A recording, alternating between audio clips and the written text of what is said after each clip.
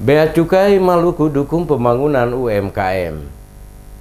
Bea dan Cukai Maluku terus melakukan pembenahan guna memaksimalkan tugas dan fungsi dalam memberikan pelayanan kepada masyarakat. Kepala Kantor Wilayah Direktur Jenderal Bea dan Cukai Maluku, Vina Rimanan, saat mengadakan dialog interaktif di Radio DMS Ambon beberapa waktu lalu menjelaskan, tugas dan fungsi Bea Cukai terbagi dalam 4 bagian, yaitu sebagai pengumpul penerimaan negara. Penerimaan ini bisa dari bea masuk maupun bea keluar, sebagai fasilitator atau memfasilitasi perdagangan dan perindustrian. Ketiga, Bea Cukai menunjang industri dalam negeri untuk bisa bersaing dengan industri luar negeri. Dan keempat, Bea Cukai menjaga perbatasan dan melindungi masyarakat Indonesia dari penyelundupan barang-barang ilegal yang sengaja dimasukkan ke Indonesia tanpa izin lengkap. Salah satu fasilitas kemudahan yang diberikan oleh Bea Cukai untuk memudahkan pengusaha adalah membentuk kawasan khusus BREKAR, di mana bagi pengusaha yang ingin melakukan ekspor ke luar negeri, maka ditangguhkan pembayaran pajaknya selama barang tersebut akan diekspor ke luar negeri. Khusus di Maluku, Vina Rimanan mengatakan, Bea Cukai terus-menerus melakukan berbagai sosialisasi kepada masyarakat, terutama UKM untuk mampu melakukan ekspansi keluar hasil produk mereka. Disinggung soal wilayah kerja Bea Cukai di daerah Maluku, Vina Rimanan mengatakan untuk Maluku, Bea Cukai membawahi Maluku dan Maluku Utara.